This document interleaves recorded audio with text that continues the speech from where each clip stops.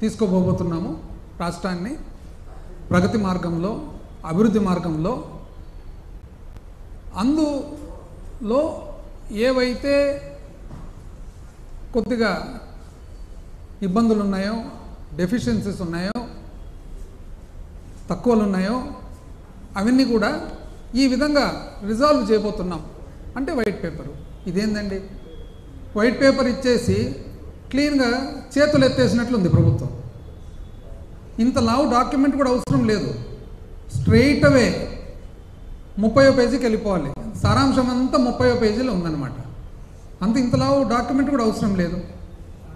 అంటే ఇది white paper అనేది మీరు తెలుగుదేశం ప్రభుత్వము మీరు చెప్పినట్లుగా ఎంతో ఆశలతో ప్రజలందరూ కూడా మిమ్మల్ని ఎన్నుకున్న తర్వాత వాళ్ళ ఆశలన్నీ కూడా మొత్తం నీరుగార్చి నిరాశ చెందే విధంగా మీరు ఈ వైట్ పేపర్ రిలీజ్ చేయడం జరిగింది.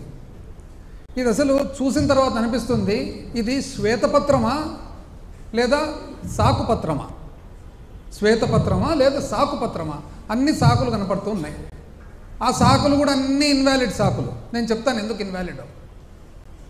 అసలు సూపర్ 6 అని చెప్పి మీ సూపర్ 6 మీద ఎంతో నమ్మకంతో ప్రజలందరూ కూడా మిమ్మల్ని ఎన్నుకుంటే,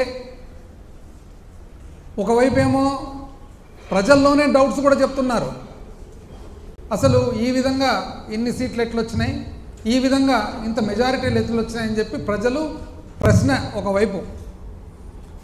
ఈ మధ్యకాలంలో సీనియర్ ఐఏఎస్ ఆఫీసర్స్ కూడా ఎంతోమంది ప్రశ్న వేస్తున్నారు అసలు ఎన్నికల విధానంలో. సరే, ఏది ఏమైనా కూడా సూపర్ 6 ఇప్పుడు మొదలు కాకముందే మొట్టమొదటి ఓవర్లోనే సూపర్ 6 డక్అవుట్ అయినట్లుంది. సూపర్ 6 కాస్త డక్అవుట్. అసలు ఎప్పుడు కూడా ప్రజా జీవితంలో ముఖ్యంగా, మామూలు జీవితంలో అయితే ప్రజా జీవితంలో ముఖ్యంగా మనం ప్రజలకు ఆన్సర్ చేయాల్సిన బాధ్యత ఉంటుంది. అబ్రహాం లింకన్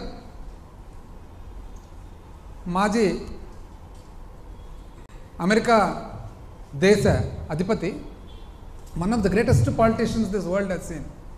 ఆయన ఏమన్నారు, ఒక వ్యక్తిని జీవితాంతము అబద్ధాలు చెప్పొచ్చు, అందరికీ ఒక్కసారి అబద్ధం చెప్పొచ్చు, కానీ అందరికీ జీవితాంతం అబద్ధం చెప్పాలంటే కుదరదు, ఏమాత్రం కుదరదు.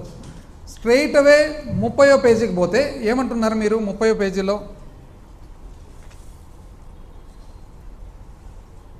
ఇంచుమించు అంటే 1,000 కోట్లు ఇటు అటులో మాట్లాడాలంటే 2,50,000 కోట్లు, 1,000 కోట్లు ఇటు అటు అనుకోండి, 2,50,000 కోట్లు మీకు అవసరం ఉంది పరిపాలనకు. ఏం పరిపాలన అదేది?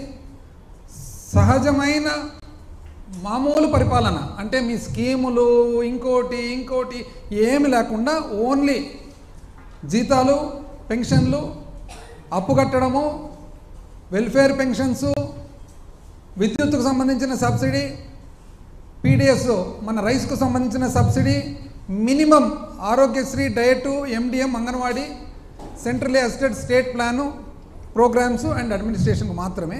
అయితే 2,40,000 కోట్లు మీకు ఆదాయం ఉంది. 10,000 కోట్లు అసలు ఈ మామూలు కేవలం జీతాలు, భత్యాలు, అప్పు అండ్ మన వెల్ఫేర్ పెన్షన్స్కు సంబంధించిన పరిపాలనకే 10,000 కోట్ల అప్పు ఉంది, తక్కువ అవుతుంది. కాబట్టి ఏం చేయాలి? అయ్యా, నువ్వు చాలా మేధావివని కదా నిన్ను ఎన్నుకునేది, నీకు అపారమైన అనుభవం ఉందని కదా నిన్ను ఎన్నుకునేది. ఈరోజు నువ్వు ఏం చేయాలి అని చెప్పి మీరే ప్రజలకు ప్రశ్న వేస్తే, ప్రజలతో పాటు పార్ట్నర్షిప్తో మనము ఆలోచన చేద్దాం. ఇంకేందండి పార్ట్నర్షిప్? ప్రజలు చేసే పని చేసేసినారు, ఇక మీది బాధ్యత. ప్రజలు ఏం చేస్తారు దీంట్లో? పార్ట్నర్షిప్. ప్రజలు వెయిట్ చేస్తున్నారు, వేచి అసలు ఎప్పుడెప్పుడు మీరు ప్రతి ఒక్క ఇంట్లో ఉండే ప్రతి పిల్లలకు అమ్మఒడిస్తారు, ఎప్పుడెప్పుడు 18 ఏళ్ళు నిండంగానే మహిళలకు మీరు నెలకు 1,500 ఇస్తారు, ఎప్పుడెప్పుడు 60 సంవత్సరాల ముందే 50 సంవత్సరాలకే మీరు 4,000 రూపాయలు పెన్షన్ ఇస్తారు, ఎప్పుడెప్పుడు మీరు రైతు భరోసా 20,000 రూపాయలు సంవత్సరానికి ఇస్తారు, ఎప్పుడెప్పుడు మీరు మన అన్ఎంప్లాయిడ్ యూత్కి అంతా కూడా, నిరుద్యోగులకు అందరికి కూడా మీరు నెల నెల డబ్బులు ఇస్తారని చెప్పి అసలు కాచుకొని ఉన్నారు అందరూ. మీరు ఇవన్నీ పక్కన పెట్టి సూపర్ 6ను డకౌట్ రూపంలో పక్కన పెట్టి అసలు మామూలుగా చేయవలసిన స్కీమ్ కూడా, అంటే ఈ సమయానికి 5 సంవత్సరాలు కూడా అసలు బళ్ళు తెరిచేటప్పటికి ఇవ్వవలసిన అమ్మఒడికి కూడా ఇవ్వకుండా ఆలోచన చేద్దాము డేటా తీసుకోవాలి అంటే ఇదేందండి డేటా? అంటే మీరు 6 వైట్ పేపర్లు రిలీజ్ చేస్తారే, డేటా లేకుండానే రిలీజ్ చేస్తారా? అంటే డేటా లేకుండా వైట్ పేపర్ రిలీజ్ చేస్తారా? జగన్మోహన్ రెడ్డి గారు నిన్న మాట్లాడుతూ బాగా చక్కగా చెప్పినారు. ఏందుండండి డేటా? సింపుల్ డేటా కదా. పిల్లలు ఎంతమంది ఉన్నారు? 40 లక్షల చిల్లర మంది తల్లులు. పిల్లలు ఎంతమంది ఉన్నారు? 80 లక్షల చిల్లర మంది పిల్లలు. 80 లక్షల చిల్లరు ఇంటూ 15,000 మీరు చెప్పినదే. దానికేమి అంత పెద్ద డేటా ఏముంటుంది దీంట్లో? ఇంకా డేటా కావాలి అని అంటారు. అసలు ఎంత అన్యాయంగా అంటే ఫస్ట్ మొట్టమొదటి నుంచే మొదలు పెడితే ఏమన్నారు ఫస్ట్లో?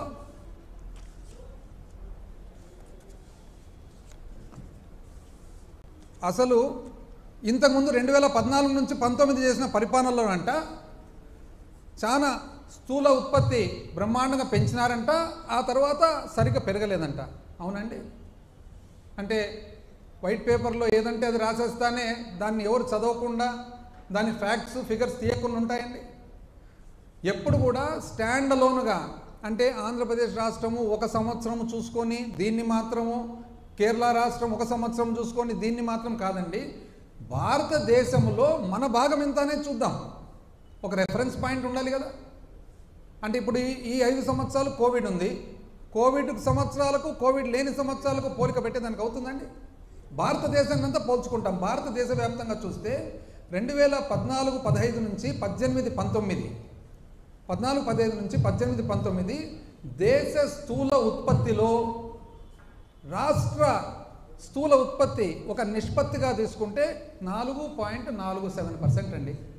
అంటే దేశ స్థూల ఉత్పత్తిలో మనము 4.47% మన భాగం, మన కాంట్రిబ్యూషన్. 2019-20 నుంచి మనం 2023-24 అడ్వాన్స్ ఎస్టిమేట్స్ చూసుకుంటే దేశ స్థూల ఉత్పత్తిలో మన రాష్ట్ర స్థూల ఉత్పత్తి 4.82 అండి. అంటే 0.4% మీకంటే ఎక్కువ. ఇప్పుడు ఎట్లా చెప్తున్నారండి అప్పుడు బాగా పెరిగింది ఇప్పుడు పెరగలేదని? అంటే మీ అంకెలు మాత్రం మీరు చూసుకుంటే సరిపోతుందా? రెఫరెన్స్ పాయింట్ వద్దా? అదేవిధంగా అసలు పరిశ్రమ గురించి మీరు మాట్లాడరు కదండి. పరిశ్రమ చూసినట్లయితే దేశ స్థూల ఉత్పత్తిలో పరిశ్రమ భాగం మాత్రము చూసుకుంటే, ఇండస్ట్రీ చూసుకుంటే 2014-15 నుంచి 18-19 2.9%. అంటే ఆంధ్ర రాష్ట్ర భాగము కాంట్రిబ్యూషన్ టు నేషనల్ జీడిపి చూస్తే 2.9% అయితే 2019-20 నుంచి 2023-24 అడ్వాన్స్ ఎస్టిమేట్స్ వరకు చూస్తే 4% అండి. పరిశ్రమ అప్పటికంటే ఇప్పుడు 1.1% పెరిగింది. ఎట్లా? దేశ స్థూల ఉత్పత్తిలో భాగంగా చూసినట్లయితే ఒక రెఫరెన్స్ పాయింట్తో మీరు మాత్రం బయట పరిశ్రమ రాలేదు, పరిశ్రమ రాలేదు, పరిశ్రమ రాలేదు అంటారు. ఎంత అన్యాయం అండి. అసలు చూసినట్లయితే పర్ క్యాపిటల్ ఇన్కమ్ అండి, పర్ క్యాపిటల్ ఇన్కమ్ తగ్గింది అంటారు. చెప్తాను చూడండి. ఆంధ్రప్రదేశ్ రాష్ట్రము 2018-19 లాస్ట్ సంవత్సరం తెలుగుదేశం రిజిమ్లో మన పర్ క్యాపిటల్ ఇన్కమ్ వచ్చేసి 1,54,031 రూపాయలు అయితే అప్పటికి పెరుగుదల వచ్చేసి 13.98%. అయితే 2015-16 నుంచి 2018-19 చూసినట్లయితే ఆ పీరియడ్లో 2018-19 1,54,031 రూపాయలు అయితే పెరుగుదల వచ్చేసి 11.38%. సేమ్ థింగ్ 2019-20 నుంచి 22-23 చూసినట్లయితే 2022-23 సంవత్సరంలో 2,19,518 రూపాయలు పెరుగుదల వచ్చేసి 13.98, అంటే 14%. ఎవరు ఎక్కువ అండి? 18-19లో ఉన్న 11.4% ఎక్కువనా? 22-23లో ఉన్న 13.98 అంటే 14% ఎక్కువనా? అదేవిధంగా per capital income at current prices and growth rates చూస్తే 2018-19లో ఆంధ్రప్రదేశ్ రాష్ట్రము 1,54,031 రూపాయలు ఇప్పుడు ఏదైతే చెప్పినానో అంతటితో 18వ ర్యాంకులో ఉంది. భారతదేశంలో 18వ స్థానంలో ఉంది. అయితే పెరుగుదల, అప్పటి పెరుగుదల చూస్తే 11.38% ఏదైతే చెప్పానో ఇంతకుముందు, అప్పటి పెరుగుదల ప్రకారం చూస్తే భారతదేశంలో 13వ స్థానంలో ఉంది. అయితే అదే 2022-23కి వచ్చేటప్పటికి ఆంధ్రప్రదేశ్ రాష్ట్రము నేను చెప్పిన 2,19,518 రూపాయలు ఏదైతే ఉందో భారతదేశంలో 7వ స్థానంలో ఉంది. పెరుగుదలలో చూసినట్లయితే 13.98 ఏదైతే 14% ఇంచుమించు నేను చెప్పినానో 6వ స్థానంలో ఉంది. అంటే 2018-19 వాళ్ళ పీరియడ్లో మనము 18వ స్థానము పర్ క్యాపిటల్ ఇన్కంలో ఉంటూ పెరుగుదల మాత్రము 13వ స్థానంలో ఉన్నాము. ఈరోజు మనము 22-23కి వచ్చేటప్పటికి పర్ క్యాపిటల్ ఇన్కంలో 7వ స్థానంలో ఉంటూ పెరుగుదల 6వ స్థానంలో ఉన్నాము. లేదండి ప్రగతి ఎట్లా చెప్తున్నానండి? చెప్తాను, అన్నీ చెప్తాను. అయిపోయి ప్రెస్ కాన్ఫరెన్స్ అయినాక చెప్తాను. మధ్యలో ఆన్సర్స్ క్వశ్చన్స్ అంటే కష్టం కదా. అదేవిధంగా అన్నీ మీ క్వశ్చన్స్ అని లాస్ట్లో ఆన్సర్ చేస్తాను. ఈజ్ ఆఫ్ డూయింగ్ బిజినెస్ అండి. ఈజ్ ఆఫ్ డూయింగ్ బిజినెస్లో మేము నంబర్ 1 అన్నారు. ఈజ్ ఆఫ్ డూయింగ్ బిజినెస్ చూసినట్లయితే 2015లో 2వ స్థానంలో ఉంటూ 2017-18కి వచ్చేటప్పటికి 1వ స్థానంకి వచ్చి రావడం జరిగింది. కరెక్టే. కానీ అప్పుడు ఈజ్ ఆఫ్ డూయింగ్ బిజినెస్ ఏ విధంగా లెక్కేసేవాళ్ళు? మనము సంస్కరణలు ఏవైతే చేస్తున్నామో అనే ప్రకారంగా ఈజ్ ఆఫ్ డూయింగ్ బిజినెస్ లెక్కేసేవాళ్ళు.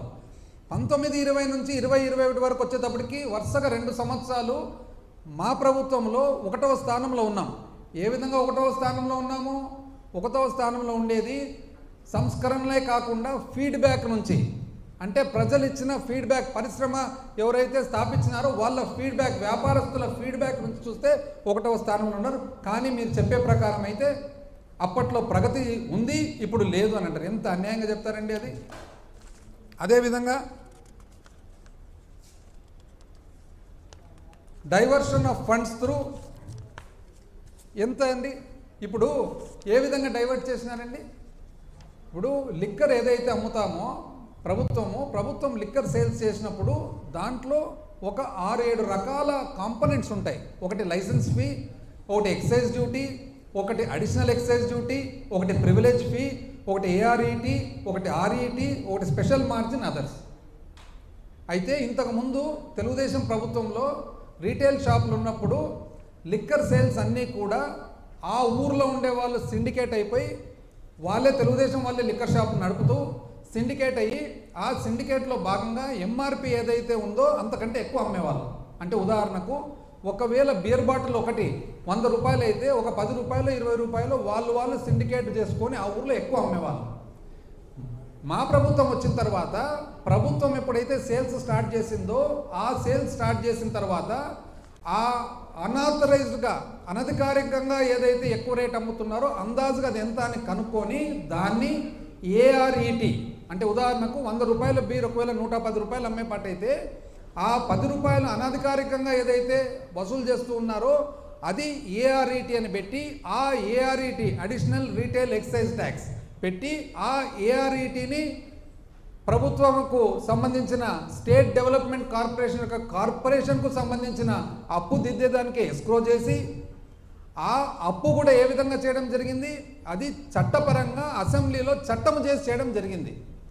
ఆ అప్పు కూడా దేనికి? కేవలం 4: రైతు భరోసా, అదేవిధంగా ఆసరా, అదేవిధంగా చేయూత, అదేవిధంగా అమ్మఒడి. కేవలం 4 కార్యక్రమాలకు మాత్రమే. అంటే ఒక మందు సీసా అమ్మితే మందు సీసా మీద అనధికారికంగా ఎవరైతే సంపాదిస్తున్నారో అనధికారికంగా సంపాదనను అధికారికంగా తీసుకొని ఆ డబ్బులతో మాత్రమే ఈ 4 మంచి స్కీములు జరిగితే దాన్ని అన్యాయం అండి అని అన్నారు.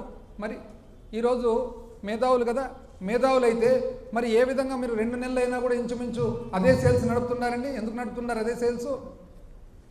అదేవిధంగా స్టేట్ ఫైనాన్షియల్ కార్పొరేషన్ ఏదైతే పెట్టినారో ఏమన్నారు? Rerouting diversion of funds. Maritime board, Streenidhi, mineral development corporation, ఇటువంటివి ఎన్నో సంస్థలు. వాస్తవానికి ఈ సంస్థల్లో ఏవైతే డబ్బులు ఉన్నాయో ఆ డబ్బులన్నీ కూడా అవి బ్యాంకుల్లో పెట్టేవాళ్ళు.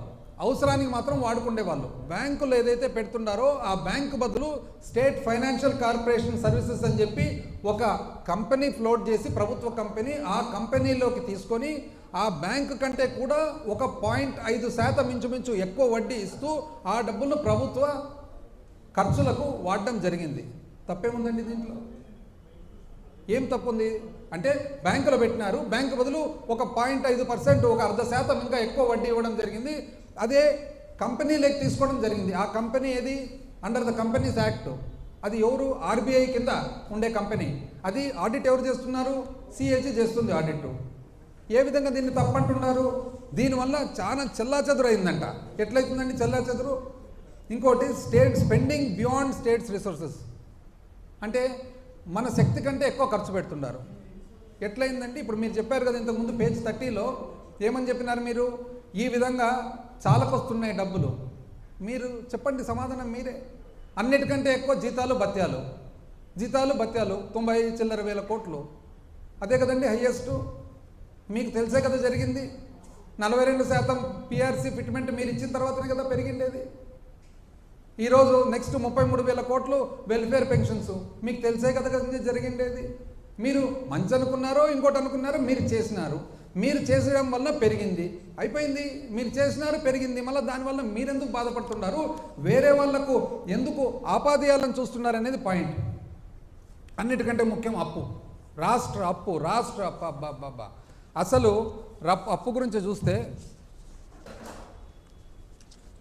అసలు ఎంత అన్యాయంగా అప్పు గురించి, ఎడాపెడా అప్పులు, పైగా ఓడి ఈనాడు, ఏమాత్రం తగ్గని రాష్ట్ర ప్రభుత్వ రుణాలు. మంచిది. అప్పులతో నెట్టుకొస్తున్నాం యనమల రామకృష్ణుడు గారు. అప్పులపై అబద్ధాలు, ఏబిఎన్ ఆంధ్రజ్యోతి. కొత్తగా ఇంకొక 1000 కోట్ల అప్పు, అబ్బా. అప్పుల్లో సరికొత్త రికార్డు, అబ్బా. ఇదెవరు? ఈనాడు. మరో 1000 కోట్ల అప్పు, ఈనాడు. 3,000 కోట్లు అప్పు, ఈనాడు. అనధికారికంగా అప్పులు, ఈనాడు. దాచేస్తే దాగని దారుణం, ఇదెవరు? ఆంధ్రజ్యోతి, ఈనాడు. ఆంధ్రజ్యోతి. ఇంకో 1000 కోట్ల అప్పు, ఆర్బీఐకి అనుమతి. రాష్ట్రానికి గుడిబండగా అప్పులు, ఈనాడు. గ్రాంట్లలో భారీ కోత, ఏబిఎన్. ఆస్తుల సృష్టి లేదు, పురంధేశ్వరి గారు, ఈనాడు. ఇది ఇంకా ఆశ్చర్యం, చెప్తా ఎందుకు అనేది. ఆ తర్వాత ప్రజల నెత్తున 10 లక్షల కోట్ల అప్పు, పురంధేశ్వరి గారు. కాక్కు చెప్పవన్నీ కాకి లెక్కలు, అప్పులపై ద్వంద్వ వైఖరి. అప్పు చేయని నెల ఉందా అంటే ఎప్పుడు ఇటువంటి పరిస్థితులు మాట్లాడిన గంటా శ్రీనివాసరావు గారు కూడా మాట్లాడారనమాట అప్పుల గురించి. ఆయన ఏపీ అప్పులు 4 లక్షల చిల్లర. ఏంటివండి ఇవన్నీ అంటే? ఇప్పుడు ఏమైంది? ఇప్పుడు ఎందుకు? పోనీ ఇంత చాలా ఎంతో అంటే చాలా రాష్ట్రం మీద ఎంతో కన్సర్న్తో ఇవైతే రాసినారు కదా, అది కేవలం 2019 నుంచి 2024 వరకే అప్పుల మీద, రాష్ట్రం మీద అంత కన్సర్న్ ఈనాడుకు, ఆంధ్రజ్యోతికి ఎప్పుడు ఉండాలి కదండి కన్సర్న్. ఇప్పుడు ఈ ఒక్క 2 నెలల్లోనే జూన్ 25వ తేదీ 2,000 కోట్లు అప్పు చేసినారు ప్రభుత్వం. జూలై 2వ తేదీ 5,000 కోట్లు అప్పు చేసింది ప్రభుత్వం. జూలై 16 2,000 కోట్లు అప్పు చేసింది ప్రభుత్వం. 9,000. ఇప్పట్లో తొందరలోనే ఇంకో 3,000 కోట్లు. ఒక్క రోజన్న పేపర్లో కనపడిందండి ఎక్కడన్నా అప్పని? అంటే చాలా కన్సర్న్ కదా రాష్ట్రం మీద, రాష్ట్ర అప్పు మీద. 2019లో కన్సర్న్ స్టార్ట్ అవుతుంది, మనకు చాలా ఇది ఆవేదన స్టార్ట్ అవుతుంది. 2024తో ఆవేదన బంద్ అవుతుంది. ఇప్పుడు అసలు లేదే. అసలు నిజం చెప్పాలంటే 5,000 కోట్ల అప్పు అనేది ఎప్పుడు జరగలేదు రాష్ట్ర ప్రభుత్వంలో. 2 సార్లు జరిగినది. ఎప్పుడు తెలిసినా మొన్న టీడీపీ ప్రభుత్వంలో జూలై 2, 2024 5,000 కోట్లు. మళ్ళీ అంతకుముందు ఏప్రిల్ 5, 2019 ఎలక్షన్ల సమయంలో ఇంకా తెలుగుదేశం పార్టీ ప్రభుత్వం ఉండగా 5,000 కోట్లు. అప్పట్లో అప్పులండి మే 14, 2014 2,000 కోట్లు. సెప్టెంబరు 2,000 కోట్లు. సెప్టెంబరు 2,000 కోట్లు. 2019 1,000 కోట్లు. 5,000, 500, 500, 5,000, 2,500, 1,000. అప్పుడు ఎందుకు రాయలేదండి అప్పుల గురించి? ఇప్పుడు మన మీద మనకు అంత కన్సర్న్ ఉన్నప్పుడు అప్పుడు రాయాలి, ఇప్పుడు రాయాలి కదా రాష్ట్ర అప్పుల గురించి. అంటే మేము చేస్తేనేమో అప్పు, తెలుగుదేశం చేస్తేనేమో నిప్పు, అంతే కదా అర్థం. అంటే 5,000 కోట్ల అప్పు ఒకటే రోజు 2 దఫాలుగా 2 సార్లు ఈ రాష్ట్ర ప్రభుత్వ చరిత్రలో చేసినప్పుడు ఏ ఒక్కరోజు పేపర్లు ఎవరు రాయలేదే. చాలా కన్సర్న్. అసలు అప్పు అప్పు ఏమైపోతుంది, అప్పు అప్పు. అసలు వాస్తవం ఏమండి, అప్పు నిజం చెప్పాలంటే అప్పు లెక్క చూసుకుంటే గత ప్రభుత్వంలో ఆ 5 సంవత్సరాల్లో పరిమితి, అప్పు ఎట్టంటే చేస్తే దానికి కుదరదు, పరిమితి ఉంటుంది. కేంద్ర ప్రభుత్వము ఆర్టికల్ 293 293 కింద పరిమితి ఇస్తుంది. ఆ పరిమితిలో భాగంగా పొరపాటున అప్పుడు వాళ్ళు లెక్క చూసుకోక ఆ 5 సంవత్సరాల్లో 28,000 కోట్ల అప్పు పరిమితి కంటే ఎక్కువ చేసి ఆ అప్పును మనం ఈసారి దిద్దుతున్నాం ఈ ప్రభుత్వం. ఇది ఎవరన్నా చూస్తున్నారండి? ఎంత అన్యాయంగా చెప్తారండి అప్పు గురించి.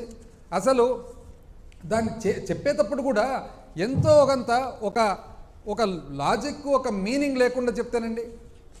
ఎన్నిసార్లు అసలు ఎంతమంది ప్రశ్నలు వేసినారు. ప్రశ్నలు వేసినప్పుడు కేంద్ర మంత్రి గారు, ఆర్బీఐ, సిఏజీ ఇంతమంది అప్పు ఇంతే ఉందంటే లేదు, ఇంత కాదు అంత. అంటే ఏ విధంగా ఇంత అన్యాయంగా మాట్లాడుతున్నారు నాకు అర్థం కావడం లేదు. అసలు ఏ దానికైనా కూడా కొంతలో కొంతన్న ఒక సిస్టమ్ కానీ ఒక ఇది కానీ ఉండాలి కదండి. ఏ సిస్టమ్ లేకుండా ఏమి లేకుండా చెప్తే ఎట్లండి అది?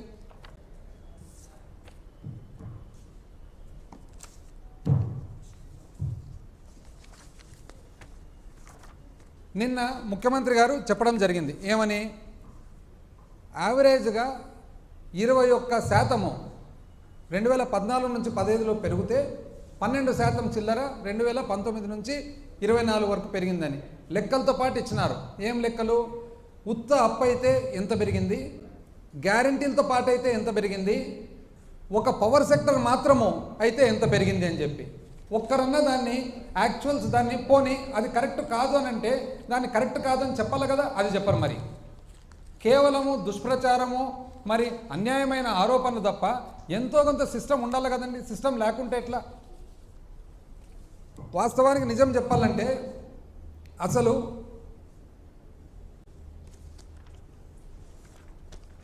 అప్పు గురించి 1,18,051 కోటి ప్యూర్లీ గవర్నమెంట్ అప్పు ఉండగా అది 2 లక్షల ఏది రాష్ట్రం ఏర్పడినప్పుడు 2014లో అది 2,71,795 కోట్లు. 2019 తెలుగుదేశం పార్టీ దిగిపోయేటప్పటికి అది 5,18,000 కోట్లు. 2024లో వైఎస్ఆర్ కాంగ్రెస్ పార్టీ దిగిపోయేటప్పటికి అన్నీ లెక్కేసుకుంటూ పోతే 21.63% పెరుగుదల. అంటే సంవత్సరం మీద సంవత్సరము 21.63% 2014 నుంచి 15 పెరిగితే 2019 నుంచి 24 వచ్చేటప్పటికి కేవలం 12.9%. కానీ అప్పు మాత్రం ఇప్పుడే ఎక్కువ జరిగింది అంటారు. ఎంత అన్యాయంగా చెప్తారండి. అదేవిధంగా అసలు పర్ క్యాపిటా అప్పు కూడా 2014 నుంచి 19 తలసరి అప్పు చూసినట్లయితే 21% ఉంటే తలసరి అప్పు 12% 2019 నుంచి 24 అయినా కూడా తలసరి పెరిగింది అని అంటారు. ఇంత అన్యాయంగా చెప్తే ఎట్లండి? అసలు మనం కూడా జర్నలిస్ట్గా మనం ఏదన్నా కొద్దిగా విశ్లేషణ చేసి రాసేటప్పుడు దానికి ఒక సమ్ బేసెస్, ఎంతో కొంత ఫ్యాక్చువల్ పొజిషన్. ఇప్పుడు పొలిటికల్ లీనింగ్స్ ఉండొచ్చు, ఒక్కొక్క మీడియా సంస్థకు ఒకరోజు పొలిటికల్ లీనింగ్స్ ఉండొచ్చు. నిజం చెప్పాలంటే వాస్తవము పొలిటికల్ పార్టీ తరఫున డైరెక్ట్గా పేపర్ ఉండేది ఎవరండి? ప్రజాశక్తి, విశాలాంధ్ర. వాళ్ళు ఎప్పుడన్నా రాంగ్ రాసినారండి? ఎప్పుడన్నా వాళ్ళు రాంగ్ రాసినారా? నాకు తెలిసి ఎప్పుడు కరెక్ట్గా ఉంటుంది వాళ్ళది. ఇన్ఫ్యాక్ట్ పొలిటికల్ పార్టీ తరఫున డైరెక్ట్గా పేపర్ పెట్టుకున్నారు కాబట్టి ఏదన్నా ఇటో అటో రాజకీయంగా రాయాలంటే వాళ్ళు రాయాలి, కానీ మిగతాది ఏదండి ఇంత అన్యాయంగా రాసేది? ఇది కాక ఫైనల్గా 31 పేజీకి వచ్చేసినారు. 31 పేజీకి వచ్చి ఫైనాన్షియల్ స్ట్రెస్, డిస్ట్రెస్. ఏమంటారు డిస్ట్రెస్ ప్రకారము?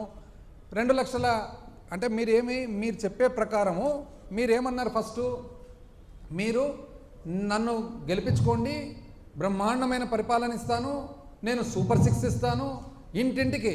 చూసినారు కదండి వీడియోలో వాళ్ళ మంత్రి ఒక ఆయన అసలు ఇంటింటికి పోవడము, అమ్మ ఎంతమంది ఉన్నారు పిల్లలు, నీకు 15, నీకు 15, నీకు 15, నీకు 15, 60 ఇట్లా 15, 16, 17, 18 ఇష్టాంతరాన్ని చెప్పుకుంటా ఇండ్లు తిరుగుతున్నాయి. పాపం అమాయకమైన పేద ప్రజలు ఎవరైనా కానీ ఎంతో కొంత పాపం ఆశ. మీరేమంటారు? సంపద సృష్టిస్తా అంటారు. ఈరోజేమో సూపర్ 6 ఫస్ట్ ఓవర్లోనే డక్అవుట్, చేతులు ఎత్తేస్తారు. అంటే మీరేమంటున్నారు ఇప్పుడు? అసలు సంపదలో మేము స్పెషలిస్ట్ అంటే అది కూడా చూద్దాం. ఇప్పుడు సంపదలో మీరిగిన స్పెషలిస్ట్ అయితే మీది పాత రికార్డు ఉంది కదా, చూద్దాం. 2014-15 అప్పుడు రాష్ట్ర రెవెన్యూ, స్టేట్స్ ఓన్ రెవెన్యూ 90,672 కోట్లు. 90,672 కోట్లు. 2018-19 మీరు దిగిపోయేటప్పటికీ అది ఎంత అయింది? 1,14,671 కోటి. 1,14,671 కోటి. అంటే సంవత్సరం మీద సంవత్సరం పెరుగుదల CAGR చూస్తే 6.09. మాకు పరిపాలన రాదు కదండి. మీరు ప్రజలకు అందరూ చెప్తున్నారు కదా మాకు పరిపాలన రాదని చెప్పి. మాకు చూద్దాం ఎట్లుందో. 2019-20 1,11,034 అయితే 2022-23 REకి వచ్చేటప్పటికి, రివైజ్ ఎస్టిమేట్స్కి వచ్చేటప్పటికి 1,76,448. అంటే ఎంతండి? 16.7% సంవత్సరం మీద సంవత్సరం పెరుగుదల. ఇప్పుడు రాష్ట్రం బాగుందా లేదా అనే దానికి నిర్ధారణ ఏ విధంగా చూసుకుంటారు? రాష్ట్రానికి వచ్చే ఆదాయం అనేది ఒక ముఖ్యమైన విధానం కదా. రాష్ట్రానికి వచ్చే ఆదాయం చూస్తే 2014-15 నుంచి 2018-19 6% మాదిరిగా మీరు పెంచితే 2018-19 నుంచి 23-24 వచ్చేటప్పటికి 16% మేము పెంచినాం. కానీ మీకు సంపద సృష్టి వస్తుంది, మాకు మాత్రం సంపద సృష్టి రాదు అని చెప్పి చెప్తారు. పోనీ ఏ విధంగా మీరు బడ్జెట్ చేయలేకుండా ఉన్నారండి? ఎందుకు అంత సింపుల్ డాక్యుమెంట్ కదా బడ్జెట్, ఎందుకు మీరు చేయలేకుండా ఉన్నారు బడ్జెట్? ఇప్పుడు మేము చేసినాం కదా, జూలైలోనే బడ్జెట్ చేసినాము, ఎందుకు మీరు చేయలేకుండా బడ్జెట్? అసలు ఇప్పుడు ఓటన్ అకౌంట్ బడ్జెట్ మేము ప్రజెంట్ చేసినాం. ఓటన్ అకౌంట్ బడ్జెట్లో మేము టోటల్ ఎక్స్పెండిచరు 2,79,279 2,79,279 కోట్లు చూపించినాం బడ్జెట్. ఎంత వచ్చిందండి? 2,75,276 కోట్లు. అంటే మేము చూపించిన 2,79,279 కోట్లకు గాను అందాజుగా ఒక 4,000 కోట్ల కంటే తక్కువ డిఫరెన్స్తోనే బడ్జెట్ కంప్లీట్ చేసినాం. మీరెందుకు చేయలేకుండా ఉన్నారండి? మీరు ఎందుకు చేయలేకుండా ఉన్నారంటే మీకు తెలియక కాదు. ఏముంటాయి దాంట్లో బడ్జెట్ ఫిగర్స్ ఏమంటే దాంట్లో రాబడి ఎంత ఉంటుంది, మీరు మూలధన వ్యయం ఎంత ఉంటుంది, మీరు ఖర్చు పెట్టేది ఎంత అని చెప్పి. మీకు 2 కారణాల వల్ల మీరు బడ్జెట్ పెట్టడంలే. ఎందుకు పెట్టడం లేదంటే, ఒకటి, ఎప్పుడైతే మీరు బడ్జెట్ పెడతారో అసలు అప్పు ఎంతను చూపించాల్సి వస్తుంది. అసలు అప్పు ఎంతైతే చూపిస్తారో మీరు చెప్పిన, ఒకరైతే 14 లక్షలు, ఒకరు 13 లక్షలు, ఒకరు 10 లక్షలు, ఒకరు 12 లక్షలు. ఏందండి అన్యాయంగా? అరే ఒకవైపు కేంద్ర ఆర్థిక శాఖ మంత్రి వర్యులు చెప్పినారు ఏమని, అప్పు ఎంత ఉందని. ఒకవైపు CAG రిపోర్ట్ ఇస్తుంది, ఒకవైపు RBI రిపోర్ట్ ఇస్తుంది. అది కాదని చెప్పి ఎవరు కొద్ది వాళ్ళు. అసలు అక్కడ కేంద్ర ఆర్థిక శాఖ మంత్రి వర్యులు స్టేట్మెంటు 4 లక్షల చిల్లర కోట్లు ఇస్తే ఇక్కడ బీజేపీ స్టేట్ ప్రెసిడెంటు 13 లక్షలు అంటారు. ఎక్కడ 4, ఎక్కడ 13? ఏమన్నా అర్థం ఉంది అది ఇళ్లలో? అసలు ఇంత అన్యాయంగా దాంట్లో ఎట్లా? ఇప్పుడు చివరికి ఏం చేసినారు? 9,74,556 అంటారు. అది ఏ విధంగా? 4,38,278 రాష్ట్ర అప్పది ఒప్పుకుంటున్నాం, okay. Public account liability 80,914, okay. Corporation మీరు 2,48,000 అంటున్నాం, మేము కాదు 2,18,000 అంటున్నాం. కార్పొరేషన్ ఎట్లా తప్పపోతాయండి? కార్పొరేషన్ అకౌంట్స్ అన్నీ కూడా ఏ అకౌంట్ చూసినా కూడా పబ్లిక్ కంపెనీస్ అవి. అంటే ఎలక్ట్రిసిటీ డిస్కాము, సివిల్ సప్లైస్ ఇవన్నీ కూడా ఆడిట్ జరుగుతుంది.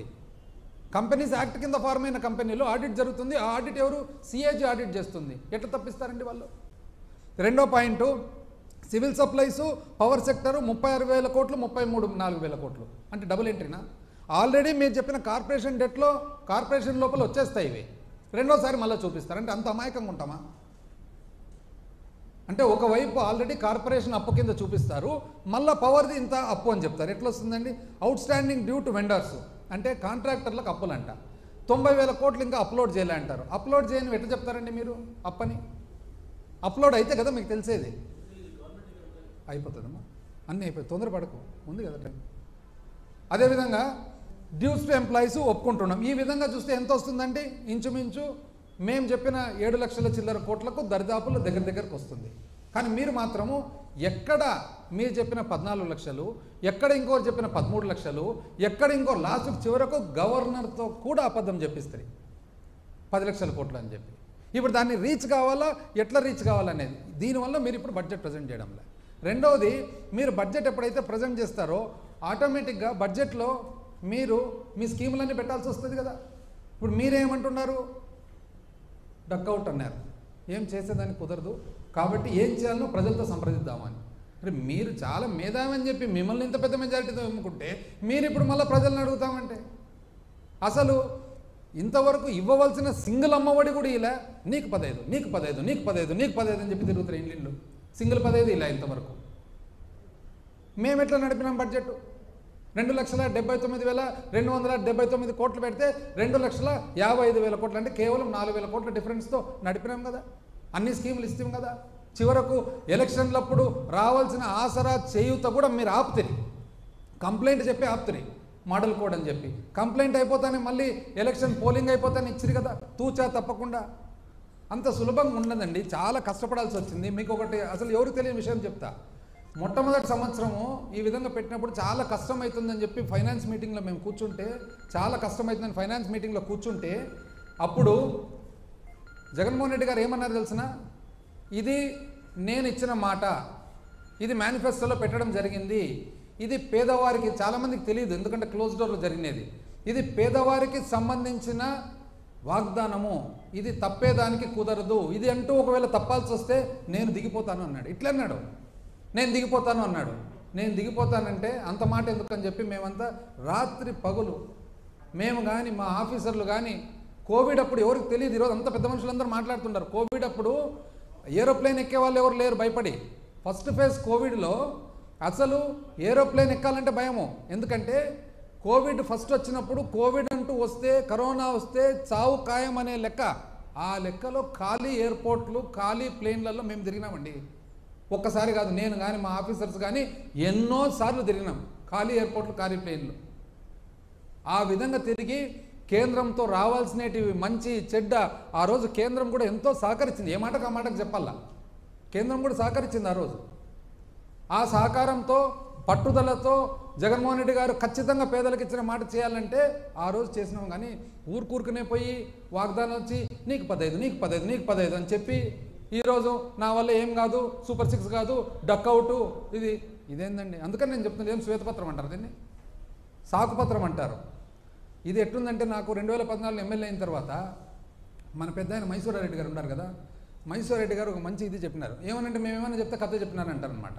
ఇప్పుడు మేము ఏదన్నా చెప్పినప్పుడు ఒక సామాన్య మానవునికి, మామూలు మనిషికి సింపుల్గా అర్థమయ్యేదానికి చెప్తే, ఒక ఉదాహరణగా చెప్తే అది కథ అంటారు. మీదేమంటారంటే ఇది మాది ఒకవేళ కథ అయితే మీదేమంటారు, ఇది మోసం కథ కాదు, మోసం కాదు, పచ్చి మోసం కాదు. ఇది ఏమన్నారు తెలిసిన మైసూరారెడ్డి గారు, ఇదే ప్రకారంగా 2014లో ఎంతో రాష్ట్రం విభజన జరిగింది, తెలుగుదేశం పార్టీ వచ్చింది, చంద్రబాబు నాయుడు గారు చాలా అద్భుతమైన పరిపాలన ఇస్తారంటే ఫస్ట్ బడ్జెట్లోనే మైసూరారెడ్డి గారు నాతో అన్నారనమాట. ఏమని, ఇది మన కొండారెడ్డి బుర్జు కథ ఉన్నట్లుంది అని. ఏమి అంకల్ అది కొండారెడ్డి బుర్జు కథ అంటే, ఒక ఫైల్వాన్ వచ్చి నేను కొండారెడ్డి బుర్జు, కర్నూలులో కొండారెడ్డి బుర్జు ఉంది, ఎవరన్నా కర్నూలు పోయింటే తెలుస్తుంది, ఎత్తుతాను అని అంటాడంట. అంటే పక్కన కొంతమంది ఉండి ఎట్లెత్తుతాడయ్యా అంటే, ఏమైనా అంత కాన్ఫిడెంట్గా చెప్తున్నాడు కదా ఎత్తుదామని మనం సహకరిద్దాంలే అంటే, 1 సంవత్సరం పాటు బ్రహ్మాండమైన పోషణ, చికెను, మటను అన్ని రకాలు పెట్టి చీర సంవత్సరం అయిపోయిన తర్వాత ఏది ఇంకా రా ఎత్తుదురా అంటే, రా మీరందరూ దాన్ని ఎత్తండి, నా భుజం మీద పెట్టండి, నేను మోస్తా అంట. అంతేకాదు ఇది కూడా సేమ్. ఇన్ని స్కీములు పెట్టి సంపదని అన్ని ఫస్ట్ దాంట్లోనే చేతులు ఎత్తేస్తారు. ఏందో చెప్తారు. ఈ శ్రీలంక కంట్రీ మీకు తెలియదండి ఆ రోజు శ్రీలంకని? అంటే మీరు ఇంత అనుభవం ఉండేతోలో మీకు తెలియదు ఆ రోజు శ్రీలంకని? అంటే ఏదైతే వాగ్దానాలు చేసినామో, పూర్తి చేసినామో ఆ రోజు మీకు తెలియదా రాబడి ఎంత ఉంటుందని? అంటే మీకు తెలుసు కదా, రాబడి ఎంత ఉందో మీకు తెలుసు, మీకు ఖర్చు ఎంత అవుతుందో మీకు తెలుసు, ఎంతమంది ఉండారో మీకు తెలుసు. మీరు ఫస్ట్ టైం కాదు కదా. ఎంత అన్యాయంగా అండి. దీనికి మళ్ళీ డేటా అంటారు. ఏమనంటే డేటా, ఏమి డేటానో ఏమో కానీ చాలా ఇది కాక ఫస్ట్ పేజ్లోనే ఏమంటారు తెలుసునా? అసలు ఏదది, unscientific, unjust, irrational system state bifurcation against the will of people. అంటే చాలా అన్యాయంగా విభజన జరిగింది. అవునా? ఆ రోజు మీరు ఎందుకంటే లెటర్లు ఇచ్చినారు విభజన చేయమని చెప్పి? మీకు అనుభవం ఉంది కదా. 2014 ముందనే మీరు అనుభవజ్ఞులు కదా, 2 సార్లు ముఖ్యమంత్రి కదా, ఎందుకు ఇచ్చినారండి లెటరు విభజన చేయమని చెప్పి? ఆ రోజు తెలీదా విభజన అని అన్సైంటిఫిక్ అని?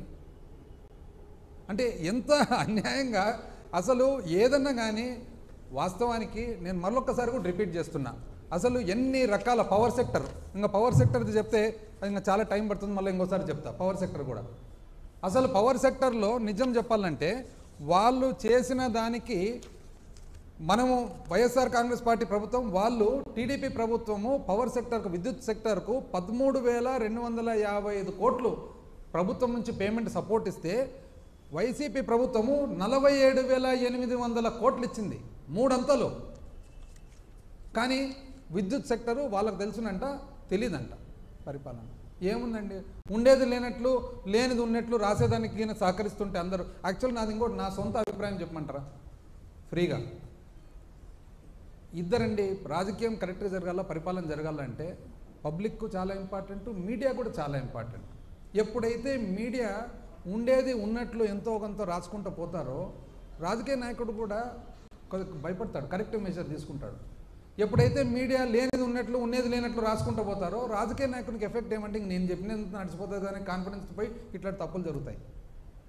యాక్చువల్గా మీడియా చాలామంది కరెక్ట్గా ఉంటే అది బలము, కానీ మనం కరెక్ట్గా ఉంటుంది అని చెప్పి ఆలోచన చేస్తే అది బలహీనత. కాబట్టి ఇప్పటికైనా కానీ ప్రజలందరూ కూడా అయ్యా తెలుగుదేశం పార్టీ చంద్రబాబు నాయుడు గారు చాలా ఎంతో అన్వేషణతో ఉన్నారు అందరూ. ఎప్పుడెప్పుడు అమ్మఒడి 15 15 15 15 ఎంప్లాయీస్ అంతా వెయిట్ చేస్తుంటారు, ఎక్కడ మీరు రకరకాల వాగ్దానాలు ఇస్తారు ఎక్కడ అని. అసలు మహిళలంతా వెయిట్ చేస్తుంటారు, 18 ఏళ్ళు నిండుతుండే, 19 నుంచి నెలకు 15 రావాలా, ఎక్కడ? వృద్ధులందరూ 60 ఏళ్ళ నుంచి ముందర 50కే, ఎక్కడ? అసలు నిరుద్యోగులందరూ కూడా నెల నెల, ఎక్కడ? పిల్లలందరూ కూడా ఎంతమంది ఉంటే అంతమంది, ఇవన్నీ వెయిట్ చేస్తున్నారండి.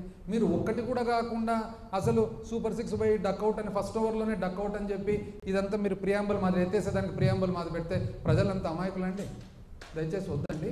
మేము కష్టపడినట్లు మీరు కూడా కష్టపడండి. ఎంతో ఆలోచనతోనే, మీరు మేధావులు కదా, ఎంతో ఆలోచనతోనే వాగ్దానాలు చేసినారు. దయచేసి ఆ వాగ్దానాలంతా అట్ ద ఎర్లియస్ట్ కంప్లీట్ చేసేటట్లు చూడండి.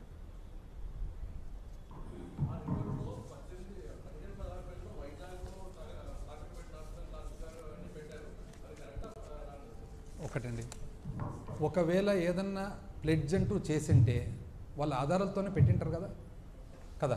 నేనైతే I'm not aware of the exact pledging documents. ఆధారం ఉండే పెట్టింటారు, ఆధారం లేకుండా ఎందుకు పెడతారు వాళ్ళు? వాళ్ళైనా కూడా అంత పూర్తి అన్యాయంగా ఆధారం లేకుండా పెట్టి. జనరల్గా ఓటన్ అకౌంట్ అనేది లిమిటెడ్ పీరియడ్, 1 నెల 2 నెలలు పెడతారు. ఎందుకంటే అది కూడా ఓటన్ అకౌంట్ ఎందుకు వచ్చిందంటే కేంద్ర బడ్జెట్ ఎప్పుడు కూడా ఫిబ్రవరిలో మొదలైతే యాక్చువల్ అప్రోప్రియేషన్ మార్చ్ తర్వాత జరుగుతుంది. అయితే మార్చ్ ఏప్రిల్ నెలలో ఫైనాన్షియల్ ఇయర్ స్టార్ట్ అవుతుంది కాబట్టి జీతాలు అట్లాంటి ఏదైతే మన కమిటెడ్ అండ్ ఎసెన్షియల్ ఎక్స్పెండిచర్ ఉందో ఆ ఎక్స్పెండిచర్ వరకు చేసుకునే దానికి ఓటన్ అకౌంట్. అయితే fresh schemes, new schemes vote on అకౌంట్లో పెట్టి జనరల్గా ఓటన్ అకౌంట్ అవసరం లేదు. 2019లో మేము వచ్చినప్పుడు ఇమ్మీడియట్గా పెట్టేస్తాం కదా. కోవిడ్ అప్పుడు కూడా పెట్టినాం కదా షార్ట్ ఓటన్ అకౌంట్. కోవిడ్ అప్పుడు వెరీ షార్ట్.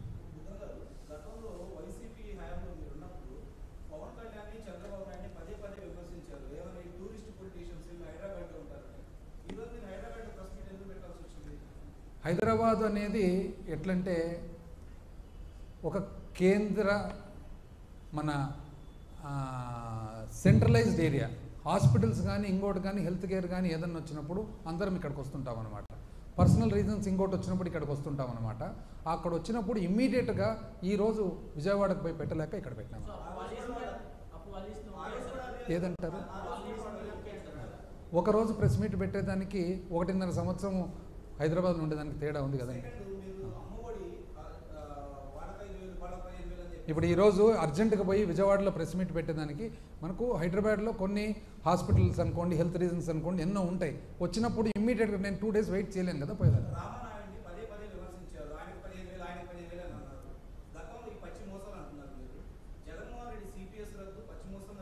ఏదంటారు? అందుకనే 98% ఇంచుమించు ఇచ్చిన వాగ్దానాలు పూర్తి చేసినాము. ఆ మిగిలిన 1-2 అదొకటి, అది కూడా సిపిఎస్ కంప్లీట్ చేయలేదు. సిపిఎస్ విధానాన్ని జీపీఎస్ విధానం అని చెప్పి గ్యారంటీడ్ పెన్షన్ స్కీమ్ అని చెప్పి ఇంట్రడ్యూస్ చేయడం జరిగింది. గ్యారంటీడ్ పెన్షన్ స్కీమ్ ఏదైతే ఆంధ్రప్రదేశ్ ప్రభుత్వం మేము దాన్ని డిజైన్ చేసినామో ఈరోజు కేంద్ర ప్రభుత్వం కూడా యావత్తు దేశానికే అదే ఇంప్లిమెంట్ చేయాలనే ఆలోచన ఉందన్నమాట.